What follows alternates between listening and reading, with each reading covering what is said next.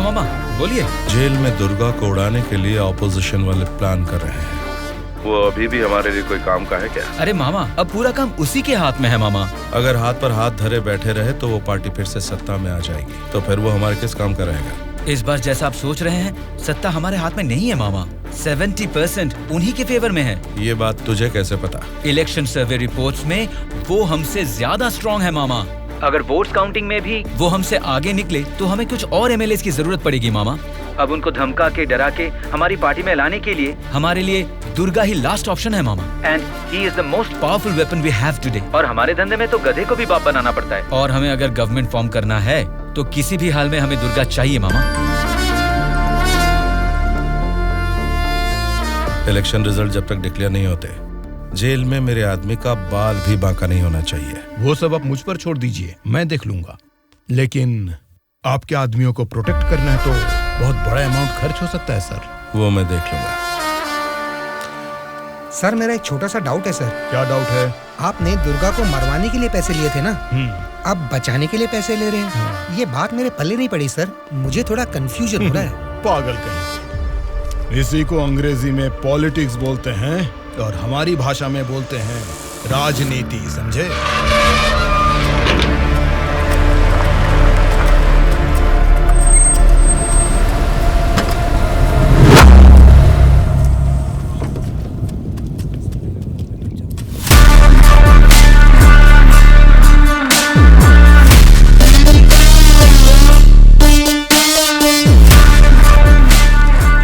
फिर से जेल में आ गए ना, अब लगता है जेल में कोई बड़ा कांड होने वाला है।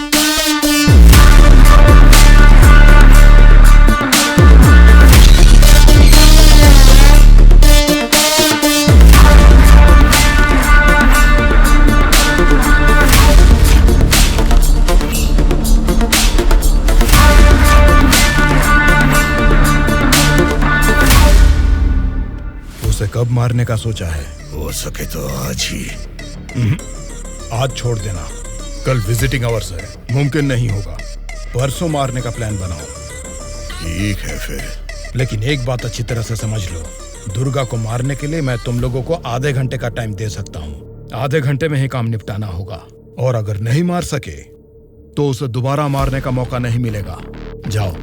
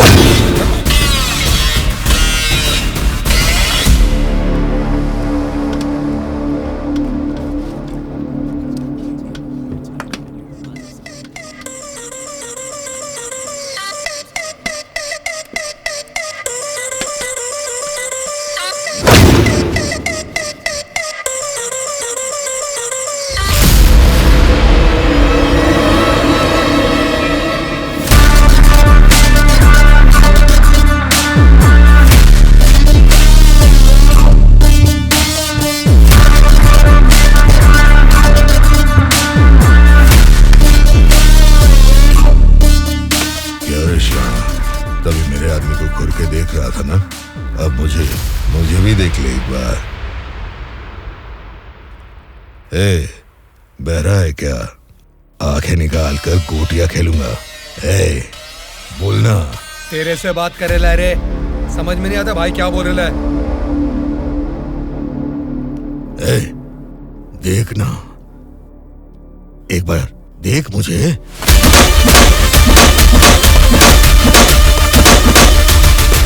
मेरे बारे में तुम जानता नहीं हो, सीधे तिहाड़ जेल में फेंक दूंगा।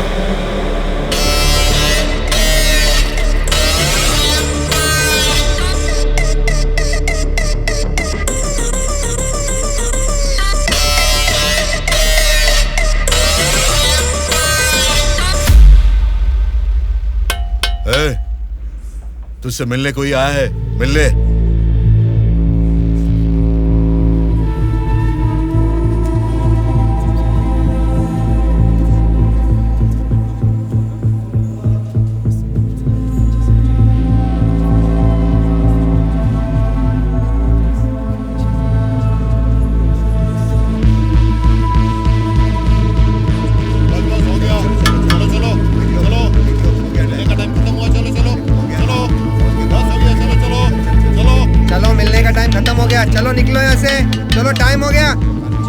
चल शिवा, तू निकल, ठीक मैं है बाद यार, में ध्यान रख अपना।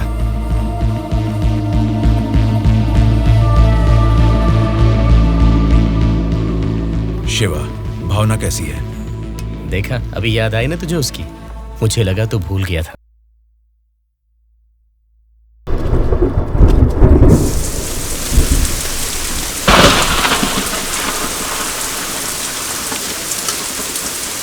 वो दुर्गा वॉशिंग एरिया में है, बिना गड़बड़ किए उसे टपका देना।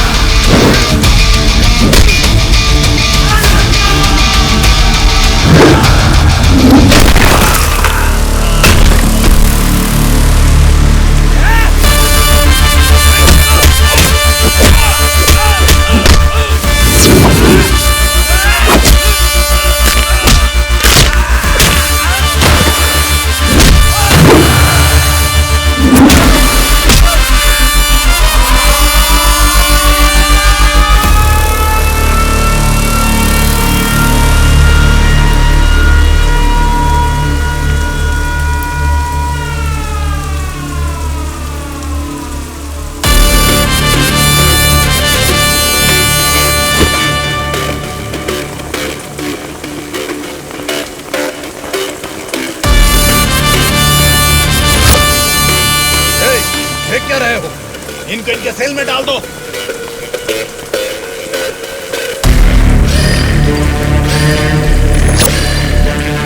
आज जेलर साहब। यो बादशाह, तुम और 10 लोगों को भेजोगे ना तो भी जेल में उस दुर्गा को नहीं मार सकोगे।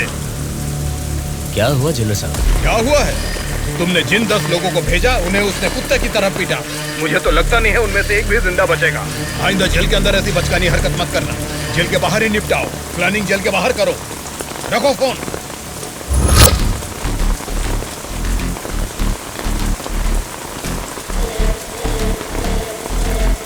आपने जो यकीन मेरे ऊपर किया था, मैं उससे निभा नहीं पाया मैडम।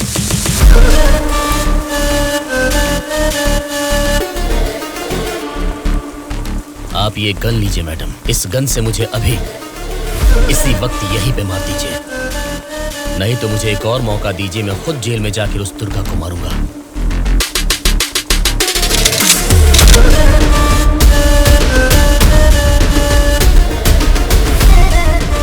अगले हफ्ते इलेक्शन के रिजल्ट आने वाले हैं। अगर रिजल्ट मेरी फेवर में नहीं आए तब बताऊंगी कि तुम्हें किसको मारना है।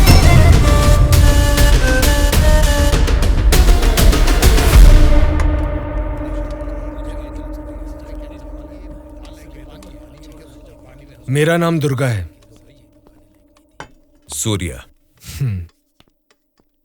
कल मुझे बचाने के लिए थैंक्स।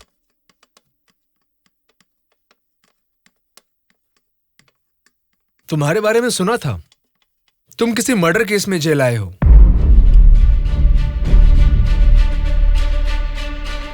सूर्या, अगर तुम मेरे साथ काम करना चाहते हो तो कहो, मैं तुम्हें इस जेल से बाहर निकाल सकता हूं और तुम्हारे ऊपर जितने केसेस हैं वो सब मिटा सकता हूं। वो कैसे? मेरी सरकार में अच्छी जान पहचान है। अगर तुम हमारे साथ काम करना चाहते हो तो कहो, हमारी पार्टी सत्ता में आते ही तुम्हारे ऊपर से सारे केसेस हटवा दूंगा। तुम सच में मेरे ऊपर से वो केस निकलवा दोगे तो मैं तुम्हारे साथ मिलकर कुछ भी करने के लिए रेडी हूं। तो आज से हम दोनों फ्रेंड्स।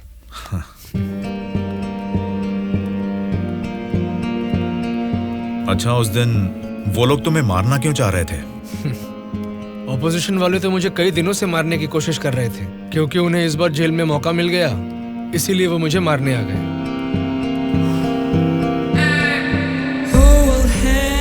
अगर उस दिन वो लोग तुम्हें मार देते तो? क्या होता? जेल में तुम्हारे जैसे अच्छे फ्रेंड को खो देता।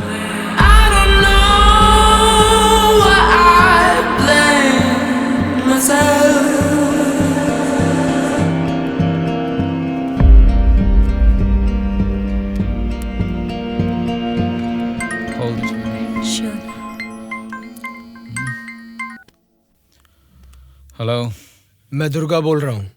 बोलो दुर्गा। यहाँ जेल में मैं एक आदमी से मिला।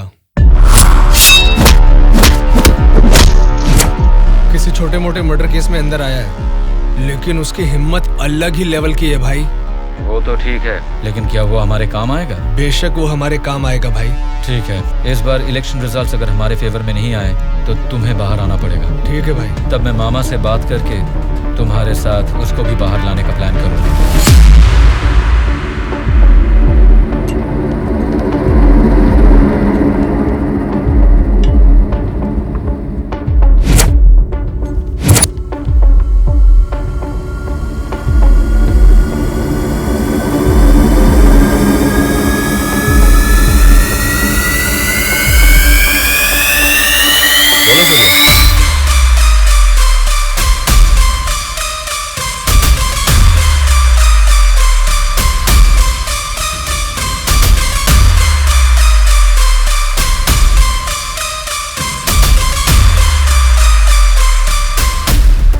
देखो सूर्या, ये सोसाइटी नहीं बदलेगी, ना ही जनता। ये 100 साल के इतिहास में तुम्हें कभी लगा है कि वोट डालने का तरीका बदला है? हमें क्या लेना है सूर्या, मेरी बात सुन, ये सब अभी से छोड़ दे। देखो शिवा, जैसा तू बोल रहा है ये समाज नहीं बदला होगा, पब्लिक ने वोट देने का तरीका भी नहीं बदला होगा, लेकिन पब्लिक को पालने वाले नेता लोगों को हमें बदलना है यार। 40 दिन के इंतजार के बाद हुआ पर्दाफाश। जीते हुए उम्मीदवार जश्न मना रहे हैं तो हारे हुए उम्मीदवार उसकी वजह ढूंढने में जुट गए हैं। जनता के वोट ये बता रहे हैं कि उन्हें किसी से कोई बैर नहीं, दोनों मेजर पार्टियों को इलेक्शन में लगभग एक समान वोट मिले हैं। राज्य के पूरे 120 असेंबली सीटों में से सरकारी पार्टी को 48 सीट मिले हैं, वहीं ऑपोजिशन पार्टी को 52 सीट मिले हैं। बाकी 20 सीटें इंडिपेंडेंट एमएलएस को मिले हैं और वो ही तय करेंगे कि राज्य में सरकार किस पार्टी की बनेगी। अब उनमें से कितने लोग कौन सी पार्टी को समर्थन करेंगे, राज्य की सत्ता कौन सी पार्टी को जाएगी, ये सब जानने के लिए शक्ति परीक्षण होने तक सबको इंतजार करना ये क्या है सर? इस बार ऐसे कैसे हो गया? अब हम क्या करेंगे सर? इस बार भी गवर्नमेंट हमारी ही बनेगी।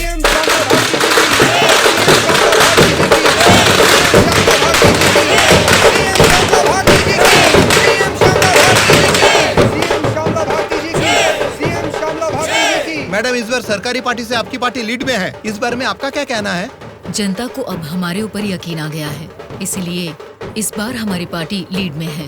Thank you. श्यामला भारती जी की, सीएम श्यामला भारती जी की, सीएम श्यामला भारती जी की, सीएम श्यामला भारती जी की, सीएम श्यामला भारती जी की, सीएम श्यामला भारती जी की, सीएम श्यामला भारती जी की, सीएम श्यामला भारती जी की।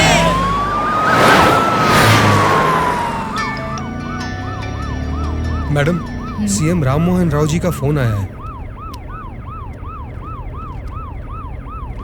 बोलिए एक्स सीएम राम मोहन राव जी, कैसे लगे आपको इस बार के इलेक्शन के नतीजे? इस बार 4 सीट आपको ज्यादा मिली है, ऐसा सोचकर ये मत समझिए कि जीत आपकी हुई है। मिस श्यामला भारती जी, आपको सरकार बनाने के लिए आपकी पार्टी का और 10 एमएलए की जरूरत है। अगर 10 एमएलए को खरीद लिया तो भी 10 दिन के अंदर शक्ति परीक्षण के लिए उनका वहाँ होना बहुत जरूरी है। तो जाहिर है कि आपकी पार्टी को मेरी पार्टी से भले 4 सीटें ज्यादा आई है या मेरी पार्टी को 4 सीटें कम आई है, तो भी आखिर में असेंबली में आपकी जगह हमेशा की तरह विपक्ष में ही रहेगी। ये बात मत भूलिएगा मिस श्यामला भारती जी। ठीक है राम मोहन राव जी, इस बार संसद में हम विपक्ष में रहेंगे या आप विपक्ष में रहेंगे, देखते हैं। Good luck.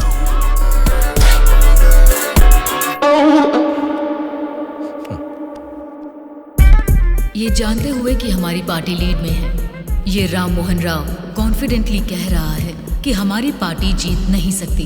इससे ये साफ पता चलता है कि हमारी पीठ पीछे साजिश हो रही है। हम एक लीडिंग पार्टी है, हमें हमारी पार्टी को सत्ता में लाने के लिए उन 20 इंडिपेंडेंस को हमारी पार्टी में लाने का कोई न कोई तरीका ढूंढना होगा। हमें उन 20 लोगों को जल्द खरीदना होगा मैडम, और उसका केवल एक ही रास्ता है। कौन सा रास्ता? अनंतगिरी में 20 साल से ना हारने वाले कल्याण प्रसाद को हमें सबसे पहले खरीदना होगा मैडम। उसी को क्यों? वही किंग मेकर है मैडम। जितने भी 20 इंडिपेंडेंट उम्मीदवार है वो सब उसी के हाथ में रहते हैं। तो फिर जल्द से जल्द बुलवाइए उसे। कल्याण प्रसाद को फोन करके कहो कि तुरंत मेरे फार्म हाउस पर आकर मुझसे मिले। ओके? ठीक है सर।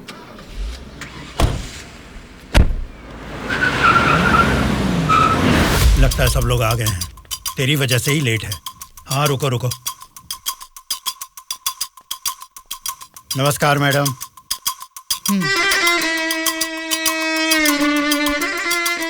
मैडम, डायरेक्टली पॉइंट पर बात करेंगे, इससे दोनों का टाइम बचेगा। मैं भी सीधे पॉइंट पर आकर बात करूंगी।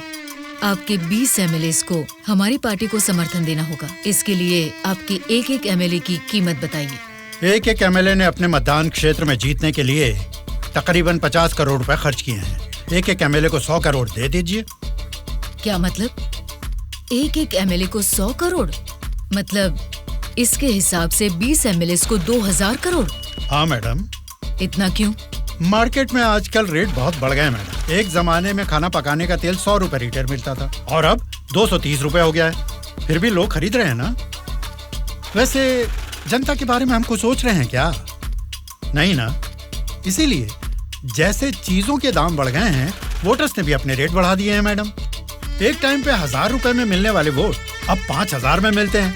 यहाँ कोई भी कैंडिडेट को देख के वोट नहीं डालता मैडम, वो वोट डालता है कैश देखकर ही। मतलब आपके एमएलए को हमारी पार्टी को समर्थन देना है तो आपको 2000 करोड़ देने होंगे, सही कहा? 2000 करोड़ नहीं मैडम। तो फिर? 2500 करोड़। मतलब 2500 करोड़ रुपए? यस। वो 500 करोड़ किसके लिए? वो मेरा कमीशन है मैडम। आपका कमीशन 500 करोड़ है? जी मैडम। मैं आपको कोई प्याज टमाटर थोड़ी ना बेच रहा हूँ। इस राज्य की सत्ता 5 साल के लिए दे रहा हूँ आपको। इसके बदले में एक छोटी सी 500 करोड़ की रकम कमीशन लेने में कोई गलती नहीं है madam.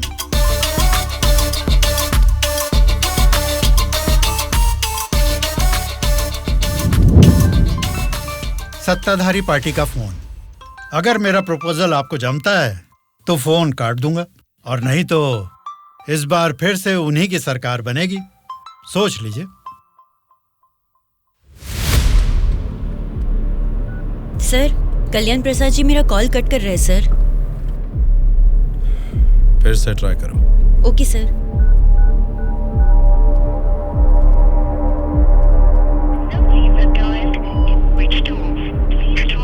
Sir, phone switch off आ रहा है सर। ठीक है, उसे वॉइस मैसेज भेज दो। Okay sure sir. आपने 2500 करोड़ मांगे जो मैं दे रही हूँ। कोई गलती नहीं होनी चाहिए। शक्ति परीक्षण वाले दिन हमारे 20 एमएलए आपके पीछे दुम हिलाते हुए चलेंगे। आप जहाँ साइन करवाएंगी वहाँ करेंगे। अब आप सीएम पद की शपथ लेने के लिए तैयारी कीजिए मैडम। लेकिन उसके पहले हमें एक काम करना है। वो क्या है मैडम? आपने मुझसे हाथ मिला लिया है, ये खबर राम मोहन राव को जरूर पता चल जाएगी। हमें हमारे एमएलएस को सेफ रखना होगा। इसलिए उन सभी एमएलएस को राम मोहन राव से सेफ रखने के लिए मैंने बेंगलुरु में एक स्टार होटल पूरा बुक कर लिया है। शक्ति परीक्षण होने तक वो सारे उधर ही रहेंगे। आपके एमएलएस के साथ हमारे एमएलएस को भी मिलाकर उधर भेजेंगे तो वो सब साथ में वहाँ सेफ रहेंगे। आपकी बात सही है मैडम, पर उस राम मोहन राव के डर से सिटी से इतनी दूर बेंगलुरु में एमएलएस को रखने की जरूरत नहीं है मैडम। वो क्या है ना, शहर के बीचों बीच मेरे कंट्रोल में एक जगह है जिसके बारे में किसी को नहीं पता। ये 10 दिन हम अपने एमएलएस को वहीं छिपाएंगे तो टाइम भी सेव होगा और अपने लोग अपने ही साथ हैं, ये भरोसा भी रहेगा। लेकिन उतनी सेफ प्लेस इस सिटी में कहाँ है? सॉरी मैडम, शक्ति परीक्षण होने तक उस जगह के बारे में मैं आपको भी नहीं बताऊंगा। ठीक है, फिर आपके एमएलएस के साथ हमारे एमएलएस को भी आपकी बताई हुई जगह पर भेजूंगी। देखना कोई भूल ना हो। Okay madam. सत्या। हाँ सर। सर, श्यामला भारती जी ने कल्याण प्रसाद जी को 2500 करोड़ में खरीद लिया। अब हमारी हालत क्या होगी सर? हमारी सरकार गिर गई क्या? सर, इलेक्शन में मैंने 100 करोड़ खर्च किया, अब मेरा क्या होगा सर? बताइए सर, क्या होगा? बस चुप हो जाओ। परेशान होने की जरूरत नहीं है। शक्ति परीक्षण में अभी टाइम है। मैं जानता हूं मुझे क्या करना है। आपकी बात मुझे समझ आ गई। अभी मुझे क्या करना है बोलिए। अनऑफिशियली किसी भी हालत में दुर्गा मुझे जेल से बाहर चाहिए, चाहे जितने भी पैसे लग जाएं। तुरंत जेलर से बात करके काम को अंजाम दो। ठीक है मामा, पर एक रिक्वेस्ट है। बोलो क्या है? दुर्गा के साथ एक और आदमी को जेल से बाहर निकलवाना है मामा। कौन है वो? उसका नाम है सूर्या। उसकी गट्स, उसकी हिम्मत, वो अलग ही लेवल की है। हो सकता है, लेकिन किसी भी अनजान आदमी के ऊपर इस तरह से आंख मूंद कर भरोसा कैसे कर सकता? ये स्टेट गवर्नमेंट का मामला है। अगर कुछ गलत हो गया तो मेरा पूरा पॉलिटिकल करियर खत्म हो जाएगा। मेरा यकीन कीजिए मामा, हमारे गवर्नमेंट को गिरने से बचाने के लिए इस ऑपरेशन में दुर्गा से ज्यादा वो ही एक्टिवली काम करेगा। ठीक है, अगर तुम उसकी इतनी तारीफ कर रहे हो तो काम खत्म होते इन दोनों को फिर से जेल में डाल दूंगा। मैं भी उससे जरूर मिलना चाहूंगा।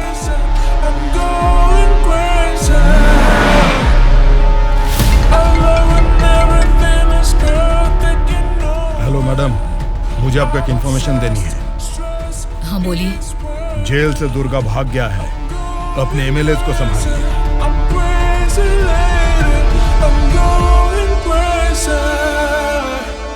इनको अभी छोड़ के आपने वो पार्टी को इन्फॉर्मेशन क्यों दे दिया सर? वो लोग आपस में लड़के मरेंगे तो ही ना हम जैसे लोग सेफ रहेंगे।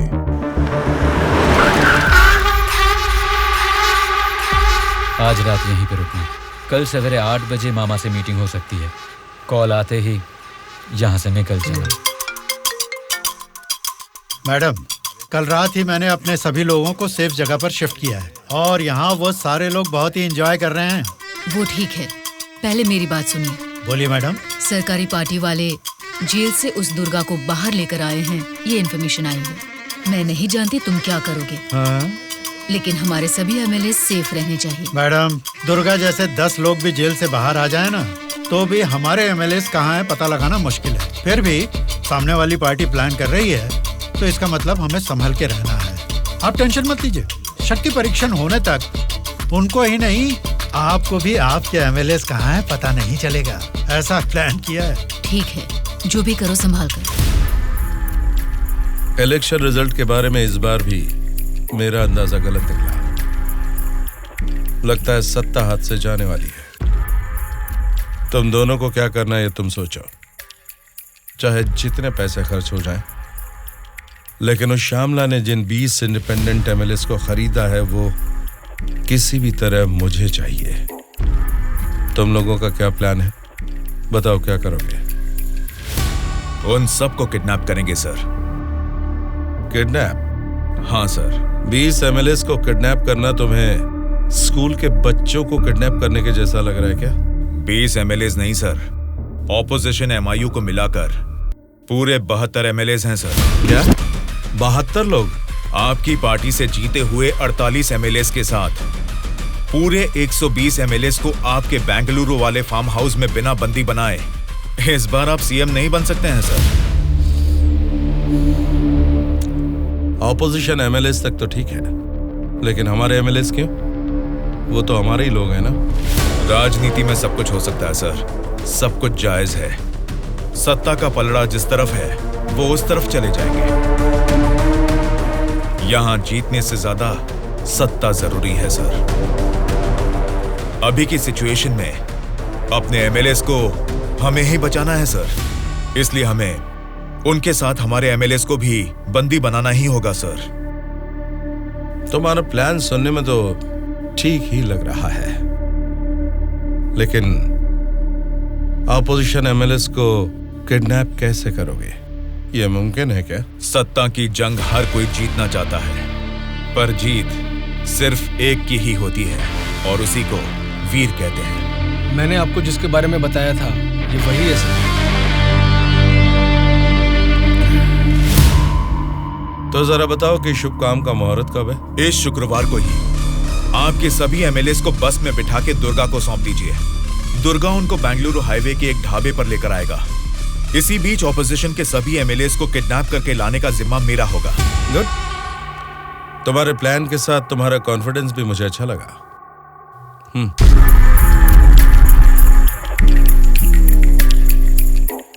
इस बैग में 2 करोड़ है, इसे सिर्फ एडवांस ही समझो। जैसा सोचा है, अगर काम वैसा ही हुआ तो तुम्हारे ऊपर जितने भी केस हैं उनको हटाने के साथ ही इस तरह के कई बैग्स तुम्हें मिलेंगे। इस बार भी आप ही सीएम पद की शपथ लेंगे, उसके लिए तैयार रहिए।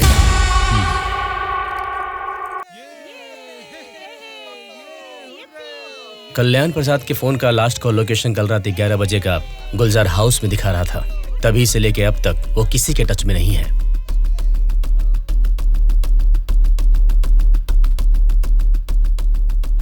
तो फिर वो पक्का गुलजार हाउस में ही है।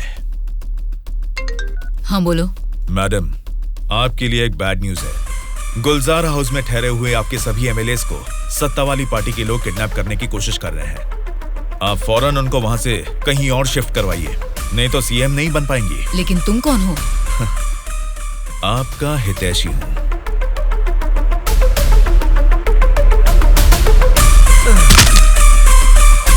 चलिए बैठिए आप लोग अंदर।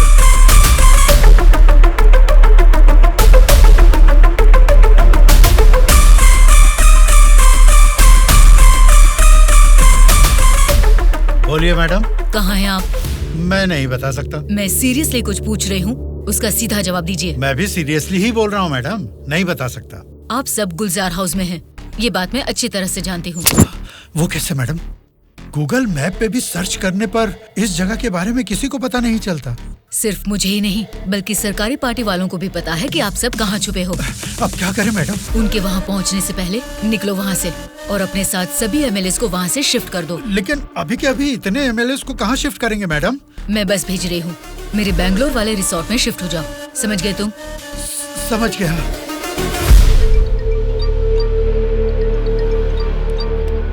जी मैडम। बादशाह, तुम्हें मेरा एक काम करना होगा।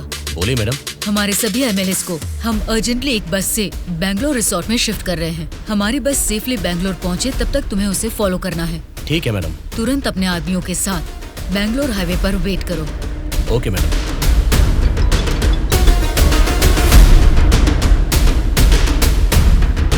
हेलो मैडम, मैं ट्रैवल एजेंसी का बस ड्राइवर बोल रहा हूँ मैडम। कहाँ पहुँचे तुम? मैं बिल्कुल सही लोकेशन में पहुँच गया हूँ मैडम। ठीक है, हमारे लोग वहाँ आएंगे, वेट करो। ठीक है मैडम।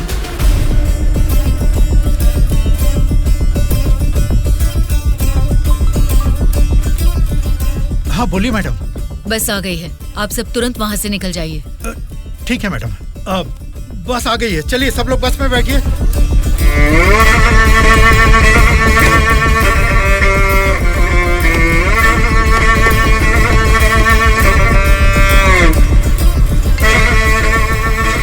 मैडम सब लोग बस पे चढ़ गए मैडम, अभी निकल सकते हैं क्या मैडम? Okay madam.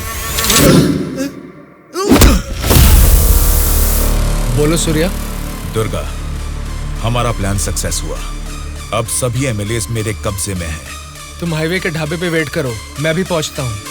ओके। क्या रे, कुछ पता? बोली मैडम। बस निकल गई है और थोड़ी ही देर में बैंगलोर हाईवे एंटर करेगी। अगर कोई भी हमारी बस को फॉलो करता हुआ दिखे तो उसे वहीं मार देना।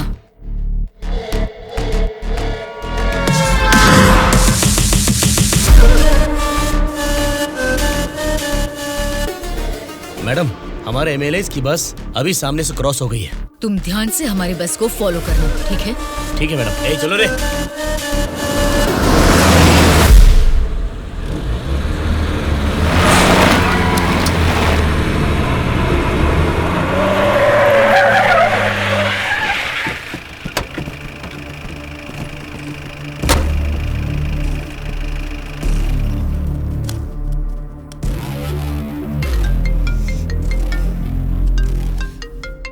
बोलो बादशाह। हाँ मैडम, अभी हमारी बस हाईवे के बाजू में एक ढाबा के पास रुकी हुई है। नाइट जर्नी है ना बादशाह, चाय कॉफी पीने के लिए रुके होंगे। अब इतना भी फोन करके बताओगे? Madam madam. अब क्या हुआ बादशाह? हमारे बस के पीछे ही एक और बस आके रुकी है। और एक बस? हाँ मैडम, देखने में तो सरकारी पार्टी की एमएलए की बस लग रही है। क्या सरकारी पार्टी के एमएलए की बस? हाँ मैडम, पक्का उन्हीं लोगों की बस है मैडम। सच में? लेकिन उनकी बस वहाँ क्यों आई है? पता नहीं चल रहा मैडम। जैसे हम अपने एमएलए को बैंगलोर भेज रहे हैं, वैसे ही वो अपने एमएलए को शायद किसी सेफ जगह पर भेज रहे होंगे। हो सकता है, फिर भी दोनों बस एक ही जगह पर एक ही समय पर ये कैसे हो सकता है? तुम एक काम करो बादशाह, हमारे एमएलए की बस वहाँ से सुरक्षित निकल जाए, तब तक उनकी बस पर तुम कड़ी नजर रखना। ठीक है मैडम।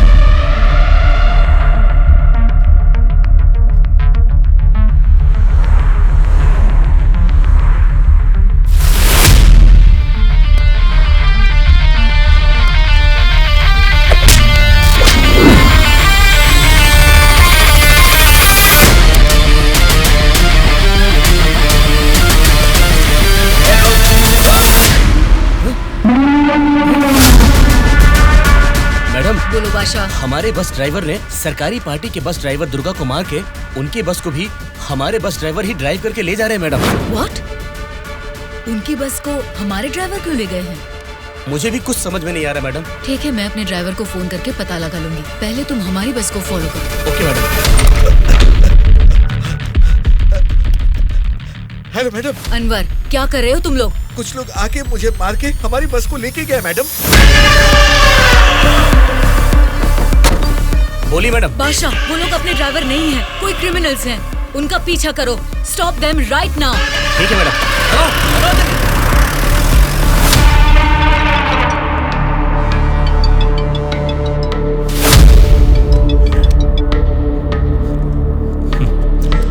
बोलिए श्यामला जी, इस वक्त कैसे याद किया?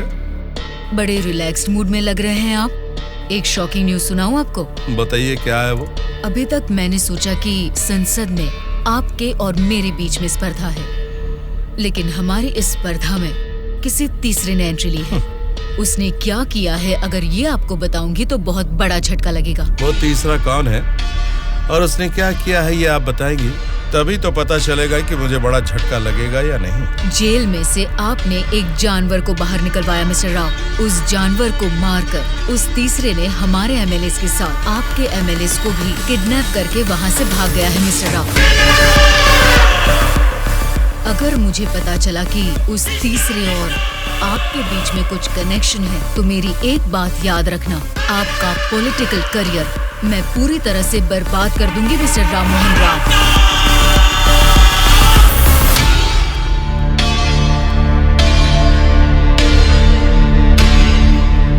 क्या हुआ मामा?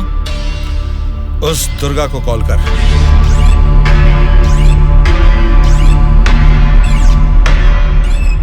वो फोन नहीं उठा रहा है। उसके फ्रेंड को कॉल कर।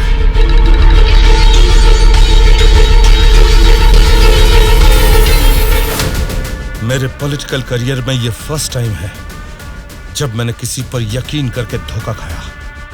बोल कौन है रे तू? बोला था ना, ये सत्ता की जंग हर कोई जीतना चाहता है, लेकिन किसी एक को ही जीत मिलती है, उसी को वीर कहते हैं। अब वो जंग शुरू हो चुकी है।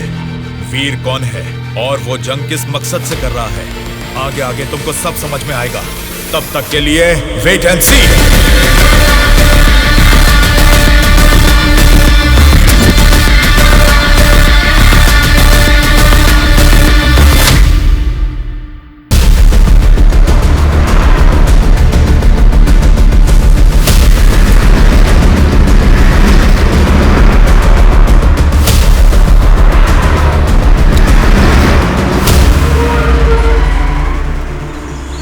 ये कौन सी जगह है?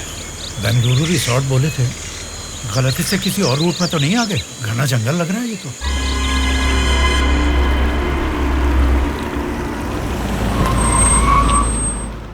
सर वो क्या है कि तुम पर भरोसा करके काम सौंप दिया, इसके लिए तो मुझे खुद को जूते मारने चाहिए। अपना ये चेहरा फिर मुझे कभी मत दिखाना। पता नहीं कहां से एक अनजान आदमी को लाकर मेरे सर पर बैठा दिया। अब देखो उसने क्या किया है। सॉरी मामा। मर जाओ जाकर। उस डीजीपी को फोन करके फार्म हाउस में आने के लिए कहो। ओके मामा। क्या रे, हमारी पार्टी ज्वाइन करने के लिए इस जंगल में आ गए तुम लोग? अरे जब लीड में हम हैं तो तुम्हारी पार्टी में आने की नौबत क्यों आएगी हमें? लीड में हम हैं बोलकर तुम सब लोग हमारी पार्टी में आ गए। देख लो, कुछ अकल है कि नहीं? वाली लीड नहीं, जीतने वाली भी अपनी ही पार्टी है। रुक जाओ, क्या है ये? इतना शोर कर रहे हो? आपस में लड़के कुछ नहीं मिलने वाला। हमें कुछ भी बोलिए, लेकिन हमारी पार्टी को कुछ मत बोलना। जरा सामने आओ और अपनी पार्टी की ताकत दिखाओ।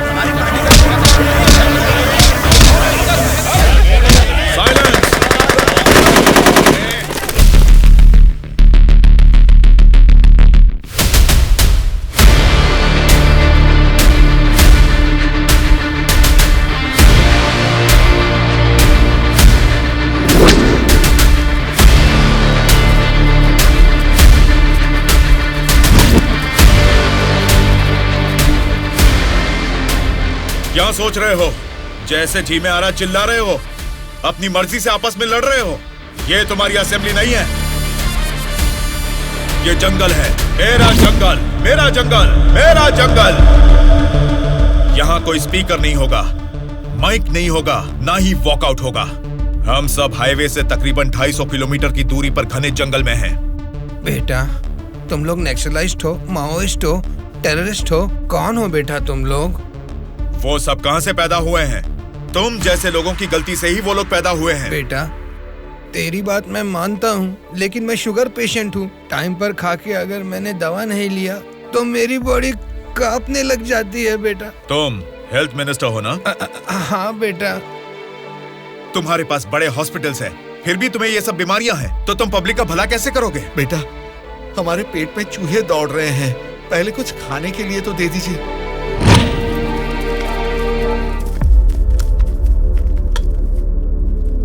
ये क्या खाना है? ये तो जेल के खाने से भी बदतर है। क्यों रे? तेरी राशन की दुकान में यही चावल तो बिकता है, फिर वो लोग कैसे खाते होंगे, कभी सोचा है?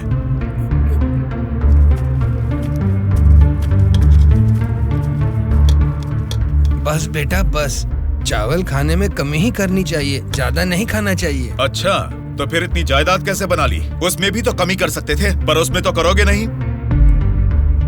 देखो बेटा, तुम्हारी बातें और करतूतें तो कमाल की हैं, लेकिन कमी है तो बस चेहरा नहीं दिखाया तुमने, जरा वो भी दिखा दो। तुझसे देखा नहीं जाएगा। बाप रे, इतना डरावना है तुम्हारा चेहरा। तो फिर देखो। हाँ तो फिर दिखाओ ना।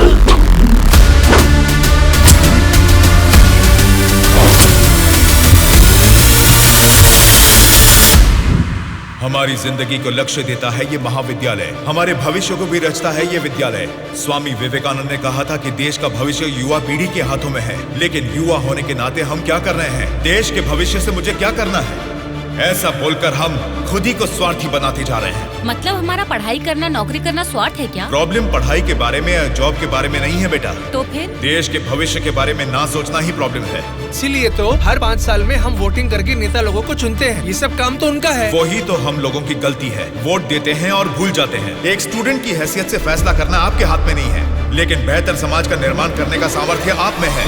उन लोगों को खड़ा करके पूछने का हक भी आपको है। जब आप लोग ऐसा करेंगे तब स्वामी विवेकानंद की बात सच होगी कि देश का भविष्य युवाओं के हाथों में है। जाल खरीदने के लिए पैसे देंगे, नाव खरीदने के लिए लोन देंगे। तुमसे यही वादा इलेक्शन से पहले किया गया था ना, लेकिन अब सत्ता में आकर 4 साल होने के बाद भी एक भी वादा पूरा नहीं किया। इसको आप कब तक सहेंगे और कितने दिन भुगतेंगे? इन एमएलएस को जीतने दीजिए और सवाल कीजिए।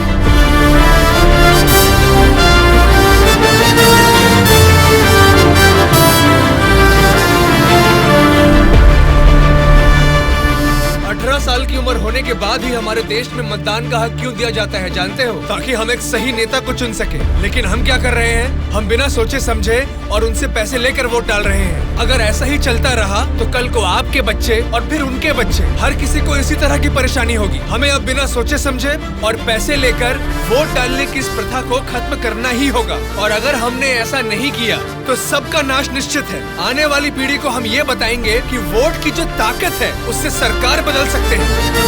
जनता की सच्चाई। स्टूडेंट सर, आजकल जनता के सामने समाज के बदलाव की बातें करते रहते हैं सर। आजकल ये फैशन हो गया है सर। ठीक है। हाँ?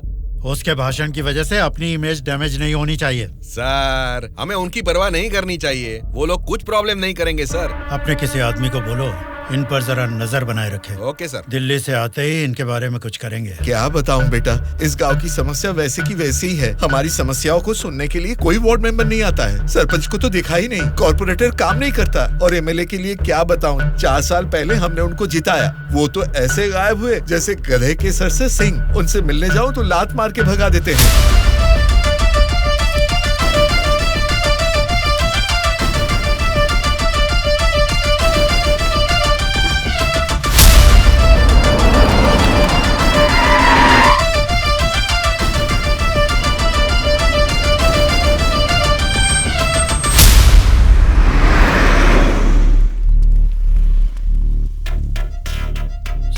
हाँ सर। हम बगल वाली स्टेट में गए थे ना? हाँ सर।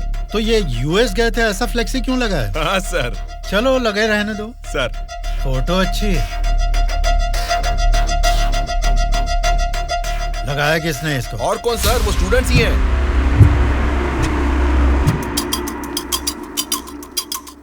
इन पोस्टर्स को देखकर वो एमएलए पक्का रिएक्ट करेगा। रिएक्ट तो करेगा, पर कैसे रिएक्ट करेगा वो पता नहीं चल रहा।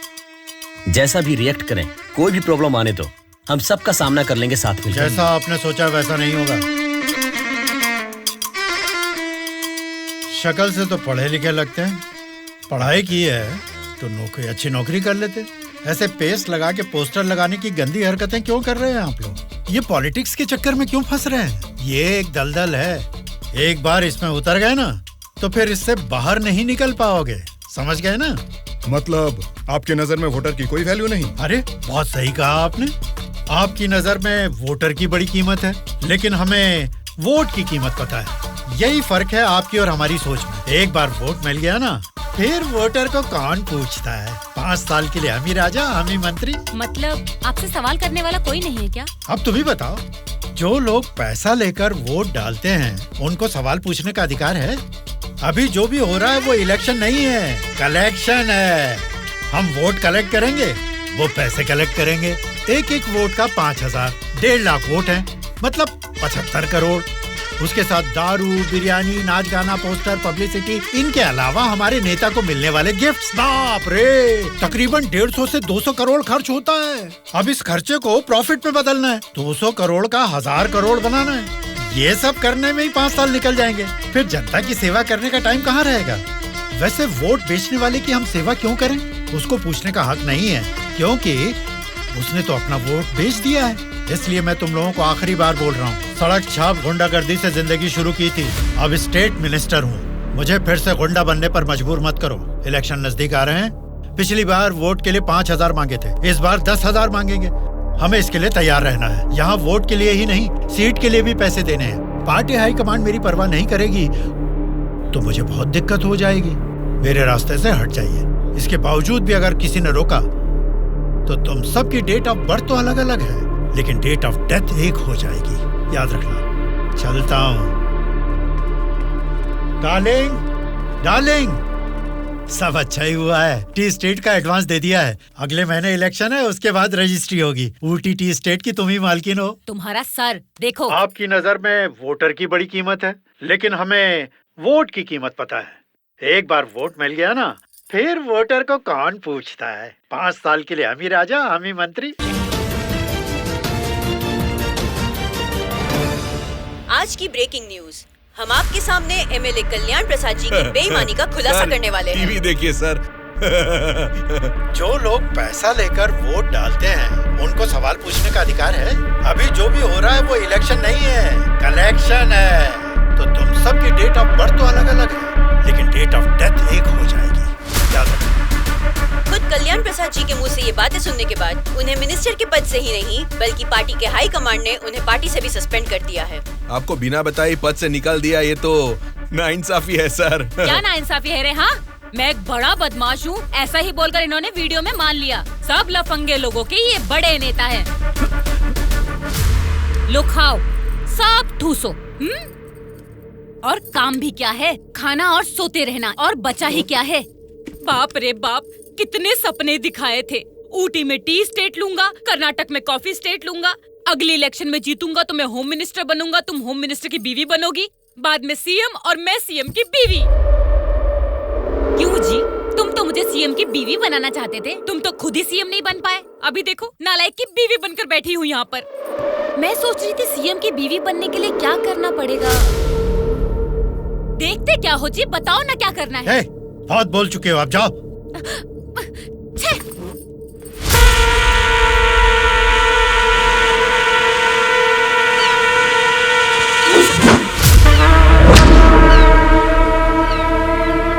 अरे क्या कर रहा है?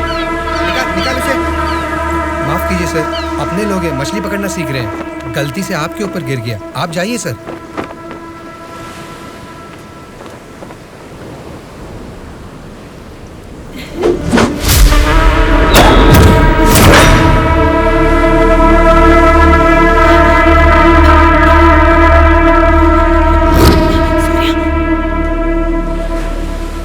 सर, मछली पकड़ते समय समुंदर में सब मछलियां तो नहीं पकड़ सकते ना सर। हमारे हाथ में आई हुई मछली पकड़ेंगे, गलत मत समझिए। अब जाइए।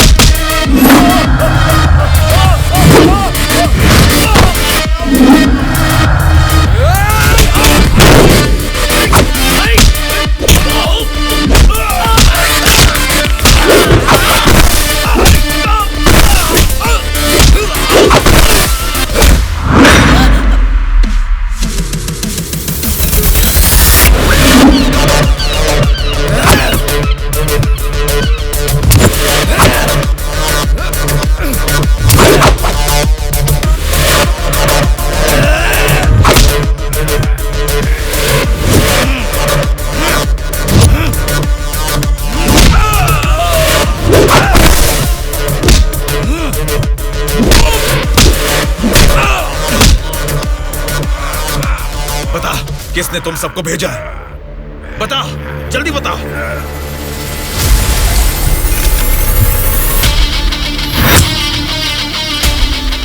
इतना हैरान क्यों है? मरा हुआ आदमी तेरे सामने जिंदा कैसे खड़ा है, यही सोच रहा है ना तू? मुझे मारना तेरे बस की बात नहीं है, ना ही तेरे बाप से हो पाएगा।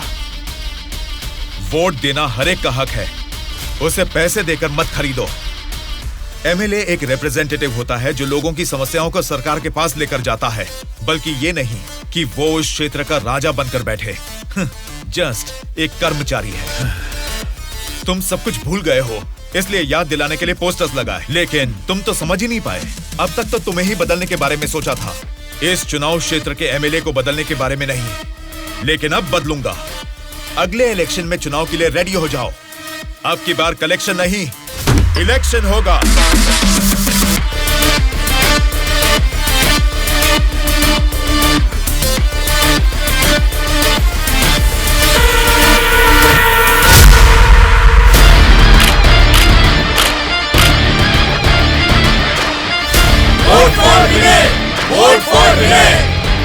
इसका नाम विनय है।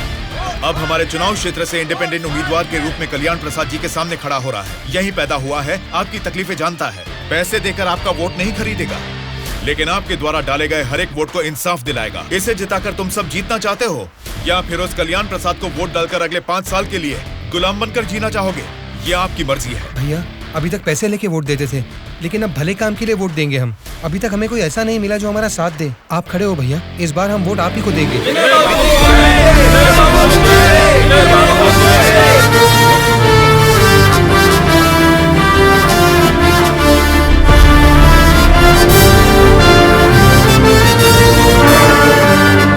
ऐसा क्या? यहाँ आप लोग बैठकर ताश खेल रहे हैं और वहाँ आपके सामने दूसरा लीडर खड़ा हो रहा है। देखो, पैसे लेकर वोट डालने वाली जनता के रहते हैं, इनकी परवाह नहीं करनी है। आपका बोया हुआ पेड़ आपको ही छांव देगा। आपका डाला हुआ वोट भविष्य का फैसला करेगा। अब किसे वोट देना है ये आप ही तय कीजिए।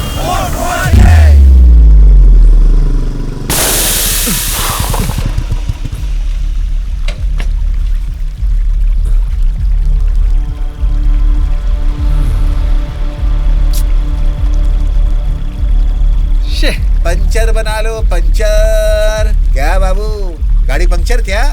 हाँ भाई, जरा अर्जेंटली जाना है, आप पंचर बना दोगे? बनाऊंगा ना। आगे जाके ये हमारे गांव का एमएलए बनेगा। पंचर थोड़ा खट से बना रे। तुम्हारे रोज जाने वाले रास्ते में अचानक तुम्हारी गाड़ी पंचर हो गई है, फर्क नहीं दिख रहा है क्या? उसके साथ जैसे गाड़ी पंक्चर हुई तभी पंक्चर वालों का हाजिर होना अजीब नहीं लग रहा है? वैसे तो इलेक्शन में खड़े होना भी अजीब बात है। आप तो एमएलए बन जाएंगे, असेंबली में चले जाएंगे, अपन तो इधर ही रह जाएगा ना। हम तो गुंडागर्दी ही करेंगे, और करेंगे भी तो क्या होगा? मारना, काटना, जलाना और बलात्कार करना।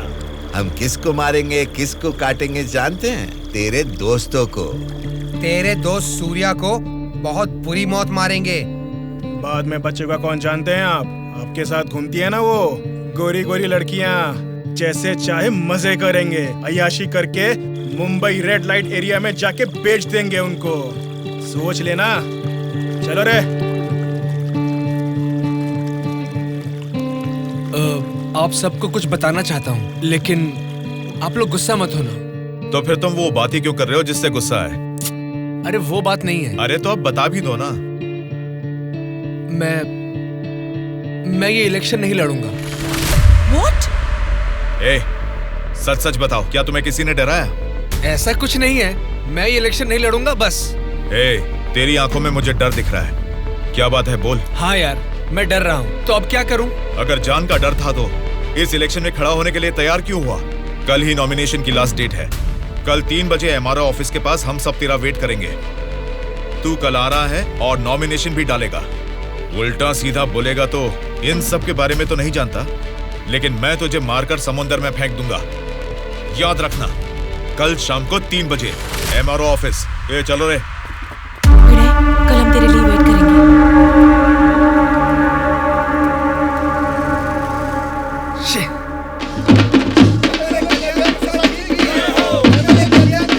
पता जाने ही कहाँ रह गया। अपने आप को समझता क्या है वो? Phone is not reachable, message भी नहीं जा रहा।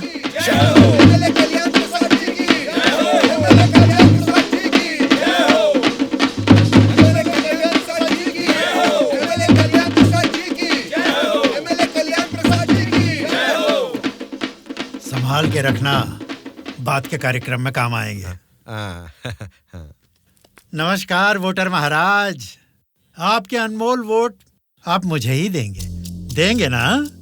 आप ही देंगे। अच्छा मुहूर्त निकलने से पहले नॉमिनेशन करके आता हूँ। नमस्ते।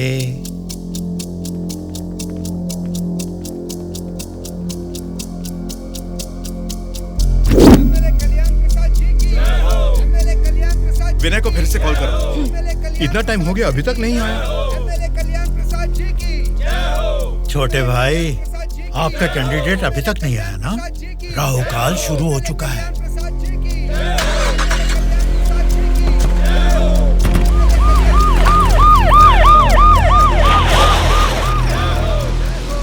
हम तुम्हें अरेस्ट करने आए हैं। हमें चलो बताते हैं।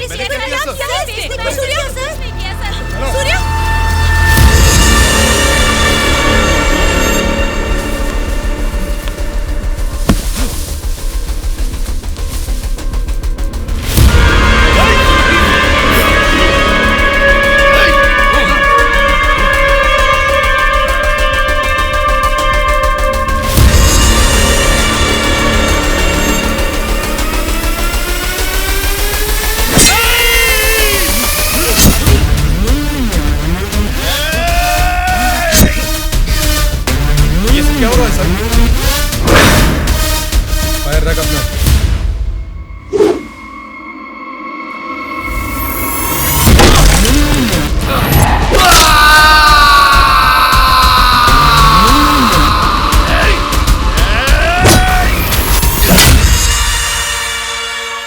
पकड़ रहे इसे। सर ये सब क्या हो रहा है सर? हो रहा है नहीं, जो हुआ है वो बता रहा हूँ। पकड़ इसे।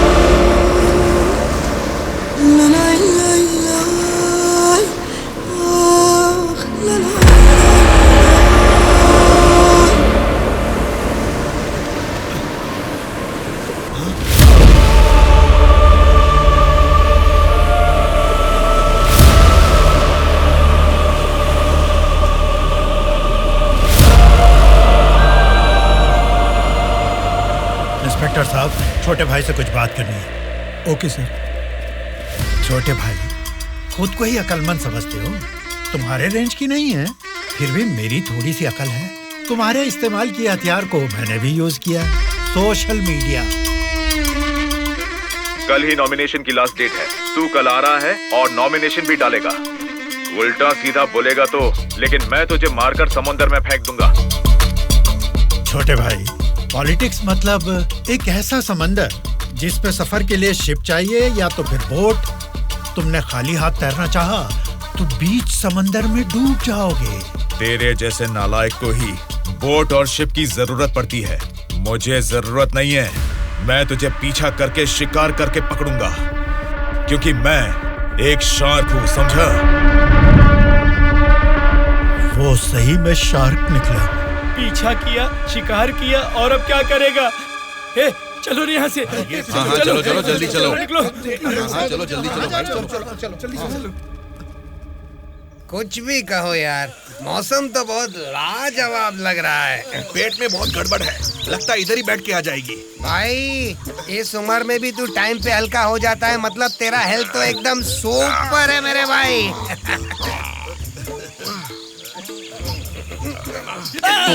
मेरा पेट गड़बड़ चल रहा है यार। मारे मर रहा हूँ, ऊपर से चिल्ला रहे हो? तेरी गोली से हम लोग डरने वाले नहीं है, समझा? ठंडे ठंडे पानी से नहाना चाहिए, जाना है या नहीं? तू पागल हो गया क्या? कोई अपना लीज खुला छोड़ के नहाता क्या? मैं तो डर ही गया। मेरे लीज पे बुरी नजर डालता है। घर में बाप भाई है कि नहीं? अभी भी तेरा लीज जीतना ही है, एनाकोंडा नहीं बना पाया। तुम लोगों को लीच और एनाकोंडा में फर्क नहीं समझता है क्या? लीच हो या एनाकोंडा हो, बीन बजाने से भी कोई फर्क नहीं पड़ने वाला है। अरे इस जगह में बीन ठीक से नहाने भी नहीं देता है, ठीक से हल्का भी नहीं होने दिया, गोलियां पे गोलियां चलाया जा रहा है। ये क्या हाल हो गया हमारा? एक नहीं, दो नहीं, पूरे 120 एमएलएस को प्री प्लान तरीके से किडनैप करके ले गया है। मेरी समझ में नहीं आ रहा क्या करूं। ये सब मैंने किया है। ये बात अगर जनता या मीडिया को पता लगी तो इतने साल की मेहनत से बना मेरा पॉलिटिकल करियर बर्बाद हो जाएगा। आप फिक्र मत कीजिए सर, ये हम पर छोड़ दीजिए। किडनैपर से सारे एमएलएस को कैसे सुरक्षित लाना है ये मुझ पर छोड़ दीजिए। किरण सर, ध्रुवा कहाँ है पता करो और तुरंत मेरे ऑफिस में आने के लिए कहो, तुरंत। Okay sir. मैं चलता हूँ सर।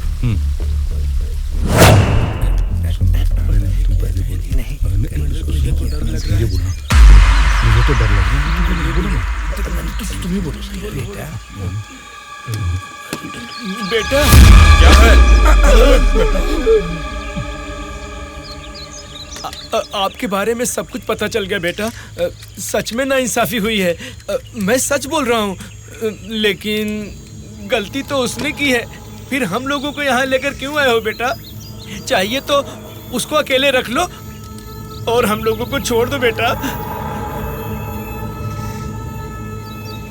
ठीक है, तुम लोग कह रहे हो तो मैं तुम्हें छोड़ दूंगा। उससे पहले मैं तुम सबसे 3 सवाल पूछूंगा। अगर तुमने सही जवाब दिया तो मैं तुम सबको आज ही छोड़ दूंगा। पहला सवाल, आप में से सनी लियोन को कितने लोग जानते हैं? क्यों नहीं जानते सर, वो तो मेरी पसंदीदा फिल्म स्टार हैं। उसे देखे बिना मुझे नींद ही नहीं आती, समझे? दूसरा सवाल, पूजा हेगड़े को कितने लोग जानते हैं? पूजा हेगड़े का मैं बहुत बड़ा फैन हूँ बेटा। एक चुम्मा, एक चुम्मा, एक चुम्मा।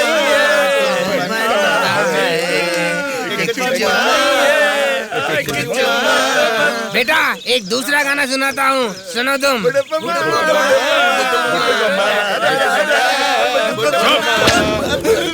तीसरा सवाल, नारायण स्वामी को कितने लोग जानते हैं?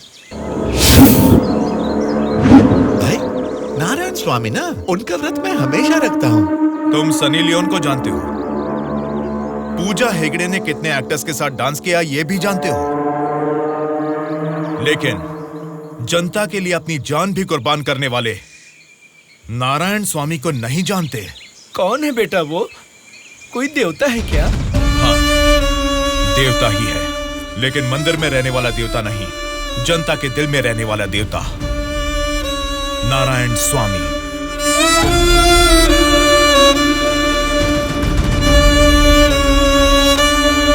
नमस्कार सर।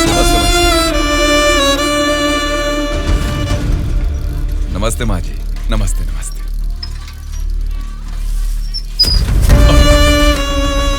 ये क्या किया बहन जी? क्या देख के पता नहीं चल रहा? कचरा है। हाँ वो तो पता चल रहा है, लेकिन कचरे की सही जगह तो कूड़ेदान होती है ना। तो आपने ये कचरा कूड़ेदान में डालने की बजाय यहाँ सड़क पर क्यों फेंक दिया? हमेशा कूड़ेदान में ही डालती हूँ, आज ही जस्ट मिस हो गया। वो अच्छा, अंग्रेजी बोलना जानती हो, लेकिन ये नहीं जानती कि कचरे को कूड़ेदान में डालना चाहिए। ये सब करने से ही बीमारियाँ फैल रही हैं और इंसान बीमार होते जा रहे हैं। जरा उधर देखिए, कूड़ेदान में पूरा कचरा भरा हुआ है। उसे निकालने वाला म्युनिसिपैलिटी से कोई भी दिखाई नहीं दे रहा। 1 हफ्ते से बोल रहे हैं कि आएंगे, लेकिन अभी तक कोई नहीं आया। और तुम कह रहे हो कि मेरे कचरा फेंकने से बीमारी आ जाएगी? हाँ? तेरी बात से ना दुनिया बदले, तेरी चीख किसी तक ना पहुँचे, नाराज न तेरा बल ही है तेरा साथी, दब के न रहो, विश्वास है तेरी डोरी, डर के न रहो, उम्मीदें तेरे दिल में उठ के न रहो, जज्बात है तेरे रग में। Hello, municipality office. कौन बोल रहा है? नारायण स्वामी जी है क्या? अरे आपको कैसे पता चला? फोन में कैमरा लगाया हुआ है क्या? वो कुछ नहीं सर, हमारी गवर्नमेंट ऑफिस में जब लैंडलाइन बजती है तो वो आप ही का फोन होता है सर। बोलिए। सौंदर्य कॉलोनी में कूड़ेदान पूरा भर गया है बेटा। सारी कॉलोनी में बदबू फैल रही है, इसे जल्द से जल्द साफ करो। ओ ऐसा क्या? उसे साफ करने का काम हमारा नहीं है, प्राइवेट वालों को कॉन्ट्रैक्ट दिया है। क्या कहा? कचरा उठाने का काम भी प्राइवेट लोगों को दे दिया है? तो फिर आप क्या कर रहे हैं? आप जैसे लोगों के सवालों का जवाब दे रहे हैं नारायण स्वामी। ठीक है, उस कॉन्ट्रैक्टर का नंबर दो।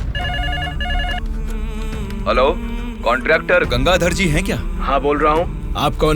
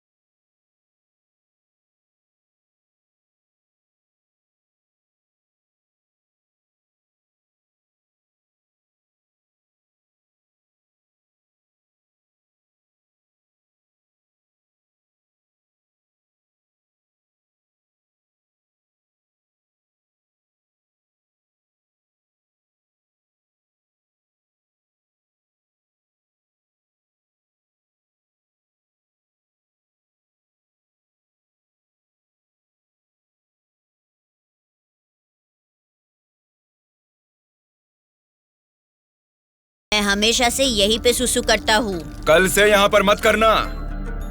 सिर्फ कल ही नहीं करूँगा, परसों भी और आगे भी यहीं पे करता रहूँगा।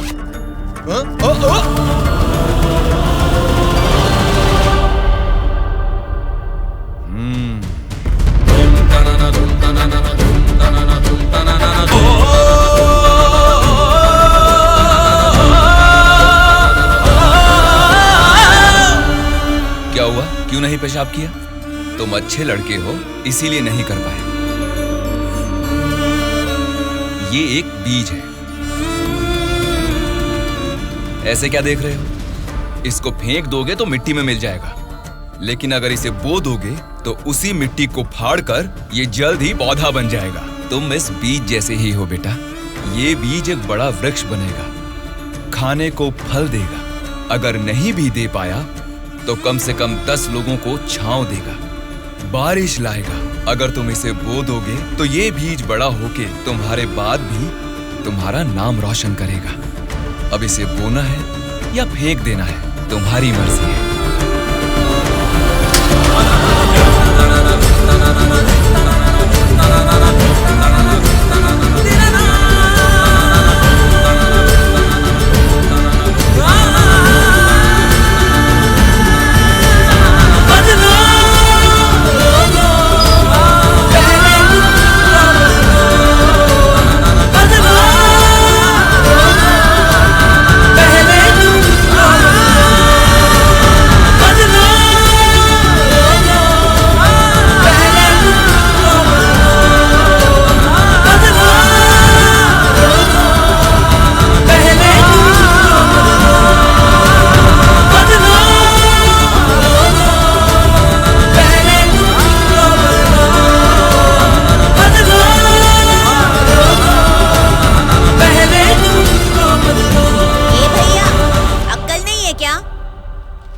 यहाँ इतनी सफाई है, यहाँ सुसु क्यों कर रहा है? वहाँ पब्लिक टॉयलेट है, उधर जाके सुसु करना। अरे वहाँ जाके हल्का होने का 2 रुपए लेते रे, पीने का पानी 1 रुपए रे, और हल्का होने के लिए 2 रुपए कहाँ से लाऊं मैं? चलो जाओ यहाँ से। जा रहा हूँ मैं।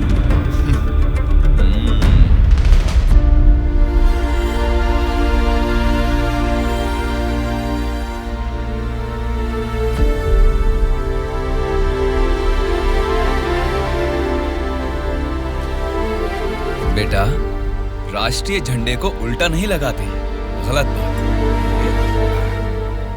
राष्ट्रीय झंडे को ऐसे लगाते हैं, ऊपर केसरी नीचे हरा। चलो झंडा फहराओ। क्या सोच रहे हो?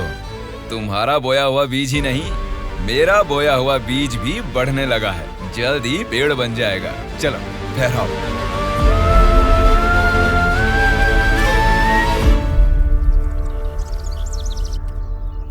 तुम्हारे माँ बाप कौन है? क्या करते हैं वो? मेरे माँ बाप गांजे का ना धंधा करते थे। पुलिस की पिटाई की वजह से मेरे पापा नहीं रहे और मेरी माँ जेल में है। तो मतलब तुम पढ़ते नहीं हो क्या? पहले पढ़ता था, मेरी माँ ने पढ़ाई बंद करवा के बोला कि गांजे के धंधे में लग जाओ, इसलिए उन्होंने मुझे स्कूल से भी निकलवा दिया। अब मैं स्कूल जाके नहीं पढ़ सकता। मैं पढ़ाऊंगा तो पढ़ोगी? हाँ पढ़ूंगा।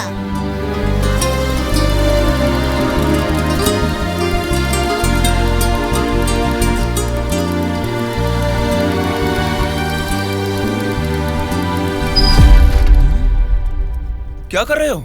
स्कूल के बच्चों को दारू बेचना गलत बात है, वो भी इतने छोटे बच्चों को। 18 से कम उम्र वालों को दारू नहीं बेचनी। पता है ना तुम कानून का उल्लंघन कर रहे हो। कौन मैं? कानून की आंखों पर तो पट्टी बंदी है। पट्टी निकालो और अपने पीछे जेब में डाल दो। सिगरेट की दुकान स्कूल के बाजू में हो सकती है, मेरी वाइन शॉप नहीं हो सकती। मैंने कानूनन लाइसेंस लेके ये शॉप यहाँ खोली है। वैसे ही धंधा नहीं होने से हम परेशान हैं और तुम यहाँ आकर उपदेश देकर टाइम और धंधे की वाट लगा रहे हो। पढ़ाई करने वाले बच्चों को ही नहीं, पैसा मिलेगा तो दूध पीने वाले बच्चे को भी दारू बेचूंगा मैं, समझा तू? मेरा धंधा ही धर्म है। एक तो गलत काम कर रहे हो, ऊपर से चिल्ला रहे हो। हाँ चिल्लाऊंगा, क्या कर लेगा तू?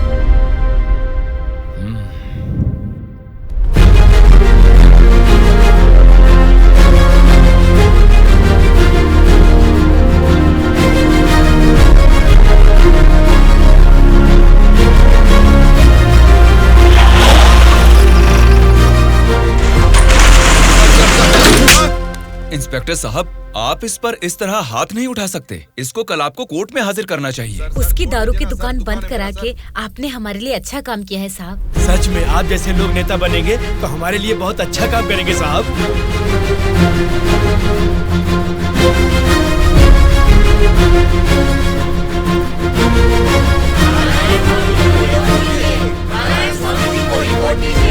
उस दिन जनता ने नारायण स्वामी को बहुत अच्छी मेजॉरिटी से जिताया था।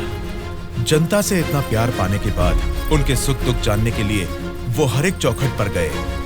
तभी उनको पता चला कि उनके क्षेत्र से गुजर रही गोदावरी नदी का पानी ना तो जनता को सिंचाई के लिए और ना ही पीने के लिए मिल रहा है। उन्होंने इस मामले को लेकर सरकार की नाकामियों के खिलाफ आवाज उठाई। उस चुनाव क्षेत्र की रेडियस कितनी है, वहाँ के भौगोलिक हालात क्या है, वहाँ के मौसम से कितनी बुआई करनी पड़ेगी जिससे किसानों को अच्छी पैदावार मिले, ऐसे बहुत सारे समस्याओं पर एक किताब ही लिखकर जनता के बीच में गए और उनसे बात की। सच कहूँ तो आज मैं नहीं जीता, बल्कि मुझे जिताकर आप सब ने लोकतंत्र को जिताया है। इस बदलाव से देश की राजनीति में एक नई शुरुआत होगी। मेरे हाथ में जो किताब देख रहे हैं, इसमें हमारे चुनाव क्षेत्र की कमियों, आप सभी की जरूरतों और उनको मैं कैसे पूरा कर सकता हूँ, इसमें मैंने ये सब लिखा है। आज से ये हमारे चुनाव क्षेत्र का संविधान है। मैं असेंबली में खड़े होकर आपकी इन सभी समस्याओं के लिए लड़ूंगा। मैं आने वाले 5 सालों में हमारे चुनाव क्षेत्र की गतिविधियां बदलने के लिए भरी असेंबली में पूरी सच्चाई के साथ लड़ूंगा और ये मेरा आप सबसे वादा है।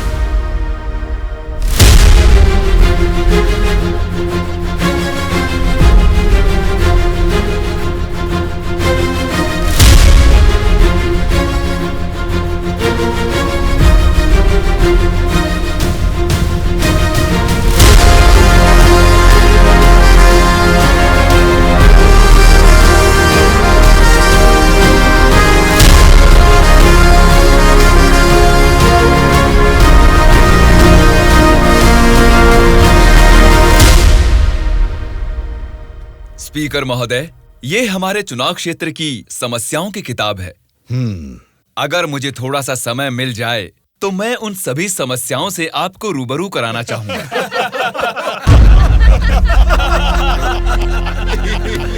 अरे आप लोग हंस क्यों रहे हैं? मैंने कोई कॉमेडी की है क्या? नहीं ना, हंसना बंद कीजिए।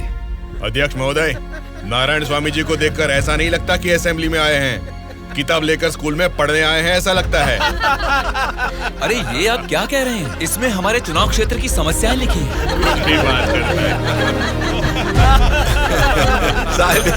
स्पीकर महोदय ने साइलेंस बोला, फिर भी हंस रहे हैं। चुप हो जाइए। ये क्या स्पीकर महोदय, ये तो आपकी भी नहीं सुन रहे। The house is adjourned. Tomorrow at 8 a.m. चलो यार, चलो।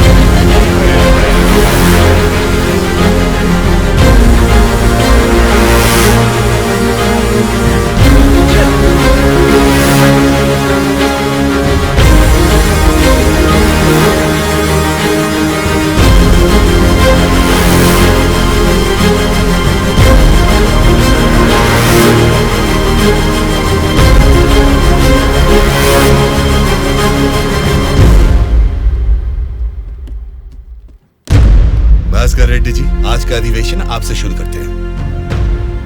अध्यक्ष महोदय, पिछले सरकार की भ्रष्टाचार की वजह से पूरे राज्य का सर्वनाश हो गया है सर।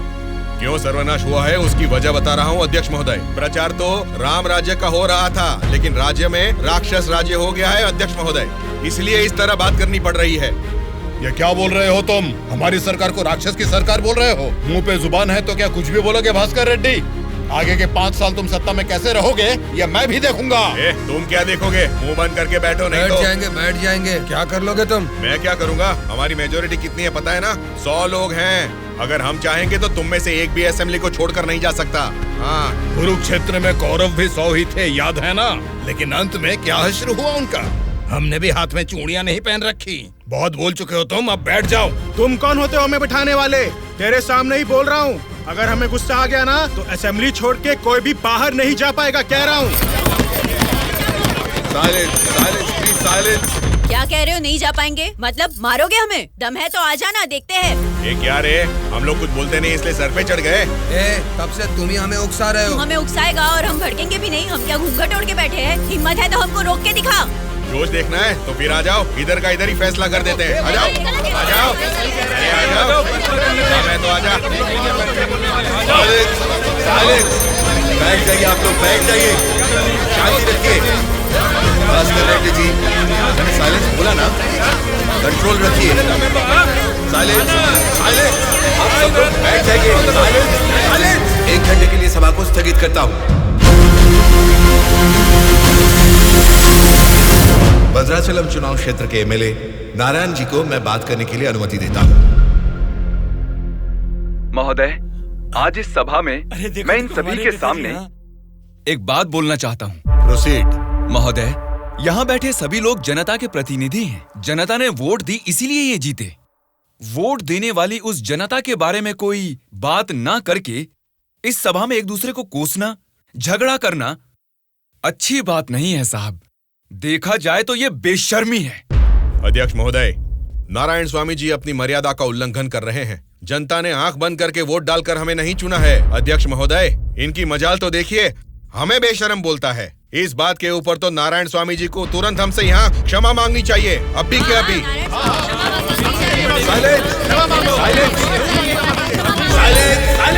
भास्कर रेड्डी जी, अरे मैंने तो लोकतंत्र की बेशर्मी बोला था, आपको बेशर्म नहीं बोला।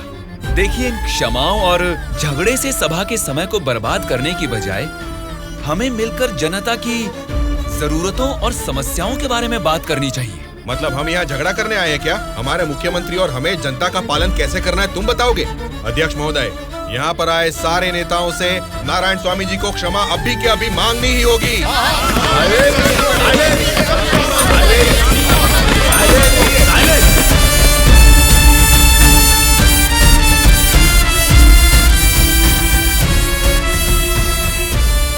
उनके बर्ताव से तुम क्यों दुखी हो रहे हो? सब ठीक हो जाएगा साहब, एक बार फिर आपको बोलने का मौका जरूर मिलेगा साहब। गूंगे को माइक पकड़ा देंगे तो कुछ फायदा थोड़ा ही होगा। जितने भी मौका देंगे होने वाला कुछ नहीं है। सोच समझ के तो बात ही नहीं कर पाता है ये बोलू, क्या बात कर रहा है तू? पागल हो गया क्या? मुंह बंद करके यहाँ से निकल जा, जा। उसकी बातों का बुरा मत मानिएगा साहब। उसने कुछ भी गलत नहीं कहा सुबैया। तुम उसकी बातों में गुस्सा देख रहे हो और मैं उन बातों के पीछे छिपी वजह।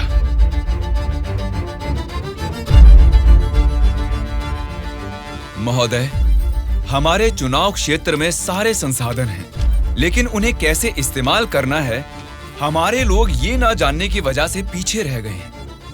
इस बारे में सरकारी पार्टी को कई बार विनती करने के बाद भी वो लोग फंड्स अलॉट नहीं कर रहे हैं। अगर ऐसा ही रहा तो हमारे चुनाव क्षेत्र की जनता हम पर भरोसा कैसे करेगी? बोलिए महोदय। नारायण स्वामी जी, आपके चुनाव क्षेत्र की जनता की समस्या के बारे में अगली बैठक में जरूर चर्चा करेंगे। अब बैठ जाइए। स्पीकर महोदय, अभी तो मैंने बस अपनी बात रखनी शुरू ही की है और आप मुझे बैठने के लिए बोल रहे हैं। नारायण स्वामी जी, प्लीज आप बैठ जाइए। श्रीनिवास जी, आप बात कीजिए। अध्यक्ष महोदय, इस सभा में सभी को बोलने का अधिकार है। मुझे अपने चुनाव क्षेत्र की समस्याओं के बारे में बात करने दीजिए। प्लीज नारायण स्वामी जी, आप बैठ जाइए। कम से कम मुझे 10 मिनट तो बोलने दीजिए महोदय, विनती है। श्रीनिवास जी, आप अपनी बात रखिए। स्पीकर साहब, सीएम के राज्य में राज की हालत देखेंगे तो द्वापर युग का मानो राम राज्य वापस आ गया हो महोदय। ये बात मैं नहीं कह रहा हूँ, स्वयं जनता जनार्दन बोल रही है महोदय। स्पीकर साहब, राम ने राज किया त्रेता युग में, द्वापर युग पाला है श्री कृष्ण जी ने। पहले ठीक से इतिहास तो जान ले, फिर बात करें।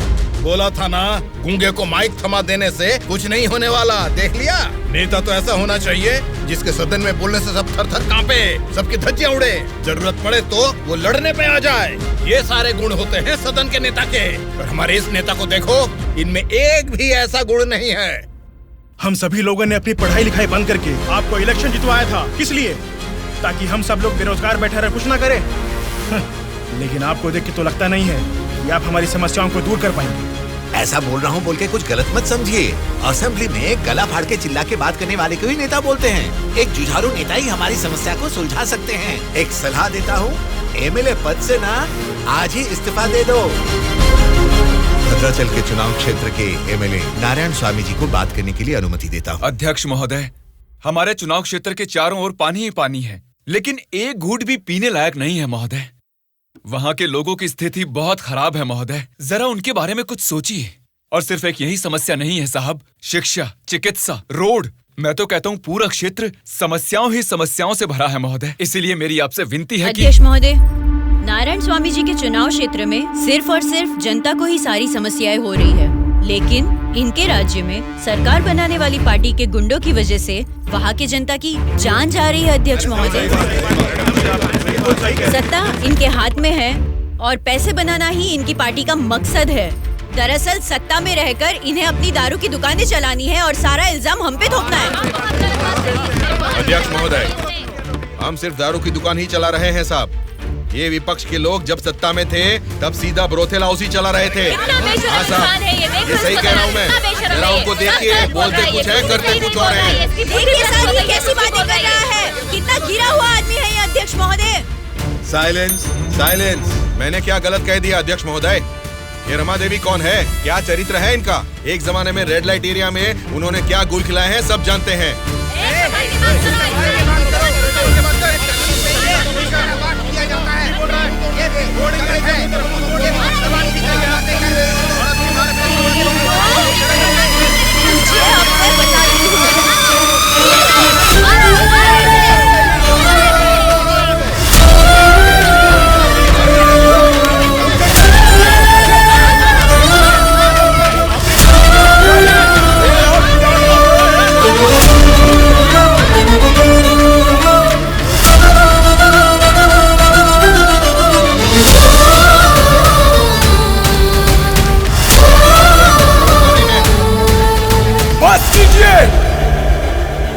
अरे ये संसद है या फिर कुरुक्षेत्र है?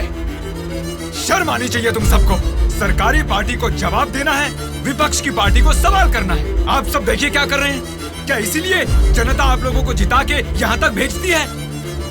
जनता को बदलना है, जनता बदलनी चाहिए, तब से यही सब चिल्ला रहे हैं। 5 करोड़ की जनता में से सिर्फ 299 लोग ही यहाँ आए हैं। मतलब बदलना जनता को नहीं है, बल्कि हमें बदलना चाहिए। हमारे ऊपर भरोसा करके हमको वोट देके जिताने वाली जनता के लिए हमें कोई लड़ाई या जंग करने की जरूरत नहीं है, बल्कि उनकी समस्याओं की चर्चा करके उनकी जरूरतों को पूरा कर दें, यही बहुत है। लेकिन तुम लोग देखो क्या कर रहे हो, सिर्फ और सिर्फ अपने फायदों के बारे में सोच रहे हो और भोली भाली जनता को धोखा दे रहे हो। ये सब कुछ मैं इसलिए नहीं बोल रहा कि मैंने मार खाई और मेरा कुर्ता फट गया। ये एक बहुत ही पवित्र और महापुरुषों की जगह है, ये संसद भवन है। देखा जाए तो यहाँ पर आप जैसे लोगों के लिए कोई स्थान नहीं है। यहाँ पर सिर्फ साहसी, सच्चाई का साथ देने वाले ईमानदार लोग ही आने चाहिए। जब ऐसे लोग इस संसद भवन में आने शुरू होंगे, सिर्फ और सिर्फ तभी इस राज्य और देश का भला हो सकता है।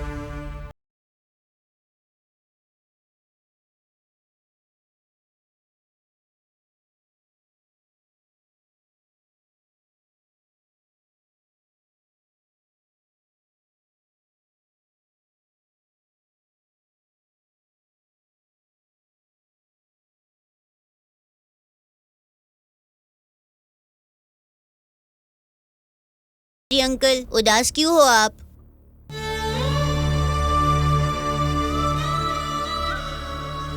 मैं हार गया।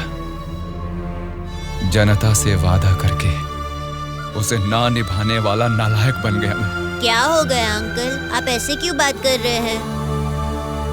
सत्ता में आते ही हम कुछ भी कर सकते हैं सोचने वाले नेताओं को बदलना होगा। जब तक ऐसा नहीं होगा हमारा यह समाज कभी नहीं बदलेगा। ऐसा है तो मैं उनको बदलूंगा अंकल। क्या कहा? तुम बदलोगे? हाँ अंकल, मैं बदलूंगा। तो ठीक है, चलो मुझसे ये वादा करो। मैं वादा करता हूँ अंकल, उन सब को मैं सच में बदल दूंगा।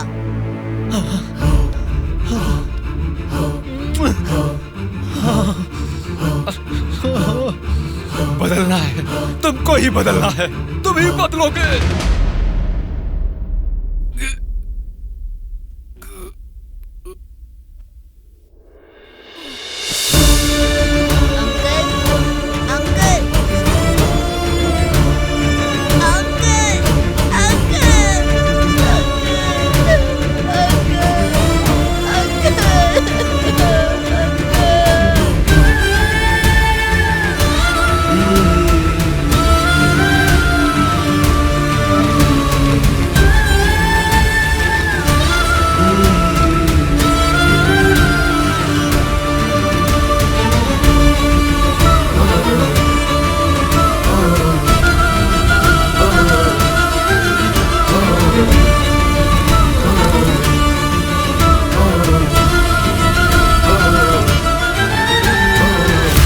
पिताजी के साथ किसी ने क्या किया उससे हमारा क्या लेना देना?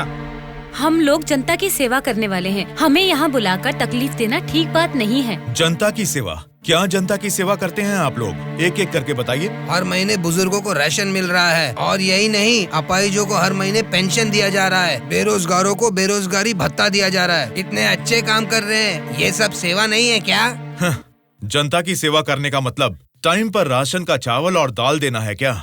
नहीं ना। 20 साल के लड़के को बेरोजगारी भत्ता क्यों देना? वो मेहनत नहीं करेगा। 2 एकड़ जमीन वाले किसान को राशन क्यों देना? वो फसल उगा नहीं सकता क्या? आप लोगों की मेहनत करने की काबिलियत को मारकर उनकी पैदावार करने की क्षमता को बुरी तरह कुचल रहे हैं। जिस दिन आप लोग जनता को मुफ्त की चीजें देने के बजाय उनको ये बताएंगे कि मेहनत करना ही बेहतर है, उसी दिन आप लोग जनता की सच्ची सेवा कर पाएंगे सर। मतलब हम पर बिना यकीन के जनता हमको जिता रही है। आपका नाम मारुति राव है ना? हाँ हाँ।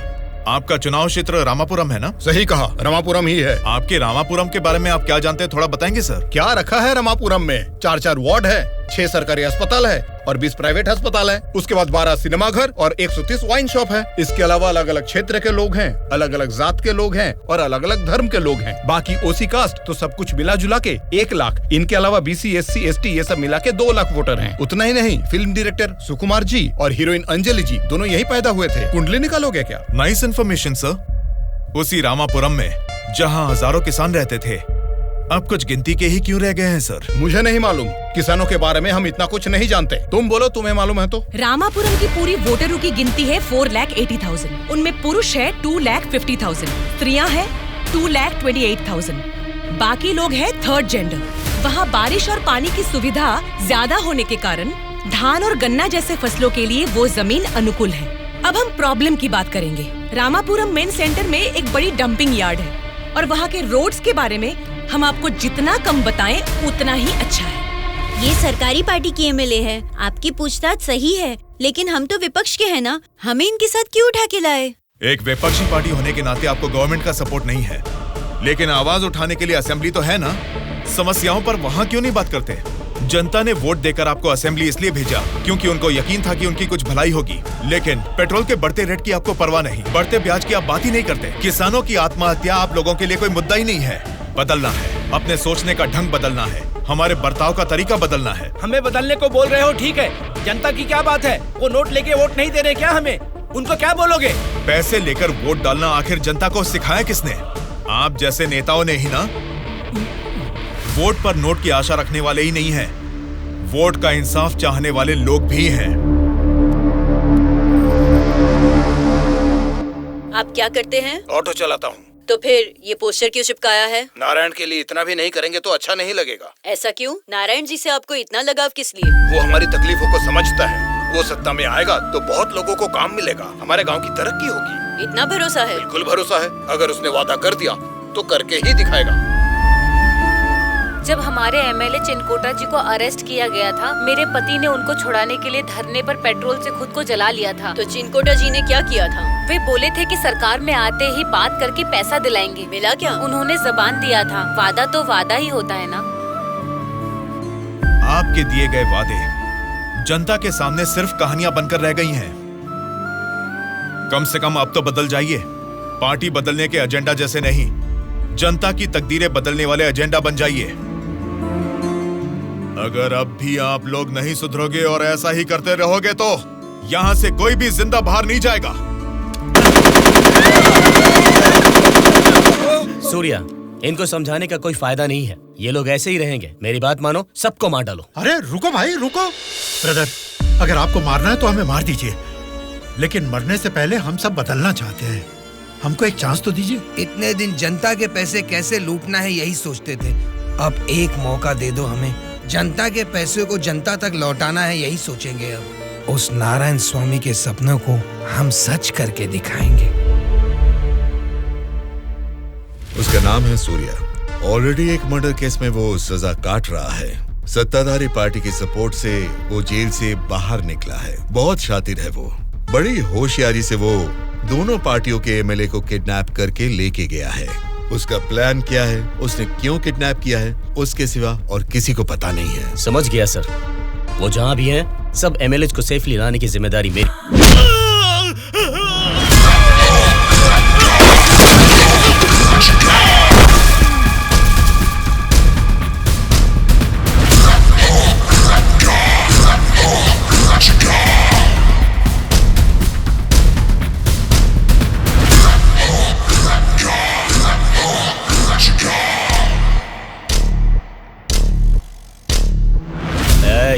इनको मार के एमएलए को लेकर जल्दी आ रहे हैं। कौन आता है देखता हूँ। रुक जाओ।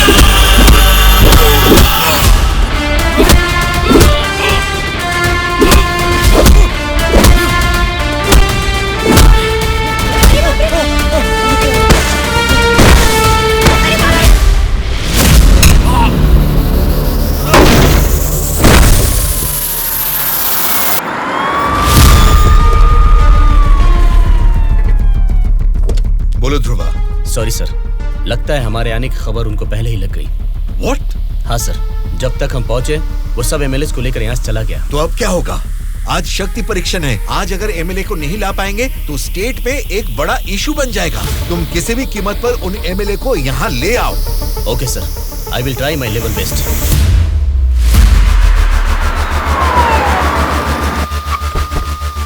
ये लीजिए मैडम फाइल, सबके दस्तखत हैं इसमें। हमारी गवर्नमेंट को सपोर्ट करने वाले एमएलए की list sir. Go ahead, wish you all the best. Thank you sir. Welcome.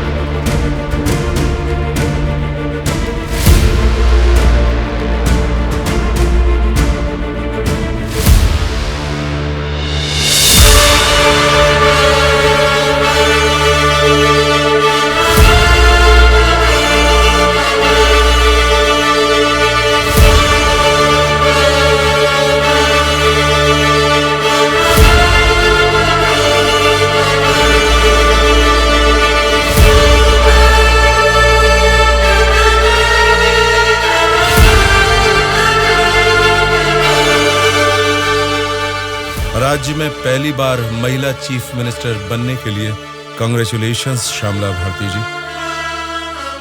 Best wishes. Thank you. एक आदमी के अच्छे काम की वजह से आज हम सभी लोग एक नई सोच के साथ इस असेंबली को देख रहे हैं।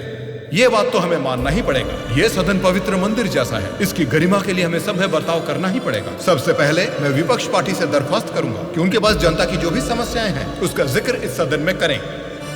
अध्यक्ष महोदय, असेंबली का सत्र चालू होने का आज पहला दिन है और पहले ही दिन विपक्ष पार्टी के सदस्यों को पहले बोलने का मौका देने के लिए मुख्यमंत्री जी को, स्पीकर साहब को मेरी तरफ से और मेरी पार्टी की तरफ से धन्यवाद देना चाहूंगा। पिछले 2 सालों में कोरोना महामारी ने जनता के जीवन को अस्त व्यस्त बना दिया है। जनता के स्वास्थ्य के बारे में अब समय आ गया है कि हम जाग जाएं। उसके लिए गरीब लोगों को इंसाफ दिलाने के लिए सारे विपक्ष की तरफ से मैं प्रार्थना करता हूं। इस मुद्दे पे मैं राज्य के मुख्यमंत्री श्यामला जी से दरख्वास्त करूंगा कि कुछ बोलें। अध्यक्ष महोदय, सबसे पहले बिना झगड़ा किए ऐसे अच्छे वातावरण में जनता की भलाई के लिए और उनकी उन्नति के लिए एक उपयोगी बिल को इस सभा में प्रस्तुत किया गया है, जिसके लिए विपक्ष पार्टी के नेता राम मोहन राव जी का और उनकी पार्टी का मैं अभिवादन करती हूँ। आम जनता को भी बेहतरीन इलाज मिल सके, फिर चाहे वो 10 रुपए का हो या फिर 10 लाख का, उनको मिलना चाहिए। इसी सोच को आगे बढ़ाते हुए आप सबके समक्ष इस फाइल पर मैं सबसे पहले दस्तखत करती हूँ।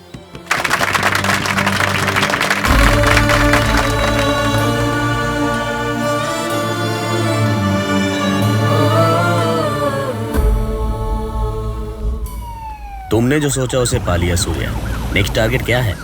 हमारे देश की तरक्की जो कोई भी रोक रहा है वो लोग ही मेरा नेक्स्ट टारगेट।